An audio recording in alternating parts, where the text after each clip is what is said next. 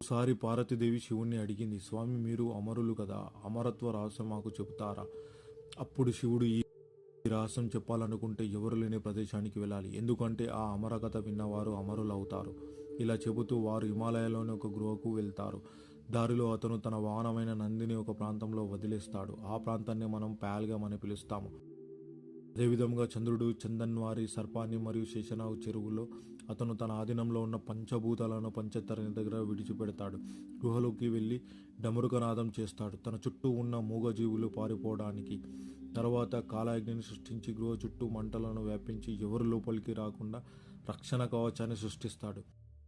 గృహలో శివుడు పార్వతీదేవితో కూర్చొని శివుడు ధ్యానంలోకి వెళ్తాడు. అమరకథ చెప్పడం ప్రారంభిస్తాడు. కథ పూర్తయ్యేసరికి పార్వతీదేవి నిద్రలోకి జారుకుంటుంది. ఆమె ఆ అమరకథ వినలేదు. ఆ సమయంలో గృహ నుండి బయటకు వచ్చిన 2 పావురాలు ఈ కథ విని అమరులు అవుతాయి. శివుడు కోపంతో త్రిశూలాన్ని వాటిపై వదలబోతాడు. అవి అమరులని గ్రహించి ఆగిపోతాడు. శివుడు అమరకథ చెప్పిన గృహను ఇప్పుడు మనం అమర్నాథ్ అని పిలుస్తాము. ఇక్కడ స్వయంగా వెలిసిన మంచు లింగము ఉంటుంది. నేను మీకు చెప్పిన ప్రదేశాన్ని జమ్మూ కాశ్మీర్లోని అమర్నాథ్ జిల్లాలో ఉంటాయి. ఇవన్నీ అమర్నాథ్ యాత్రలో చూడబడతాయి. ఆ పర్వతాలు ఇప్పటికీ ఆ పావురాలు ఆ గృహలోనే ఉన్నాయని నమ్ముతారు. మీరు కూడా అమర్నాథ్ వెళ్తే చిన్న కమెంట్ చేయండి నాకు.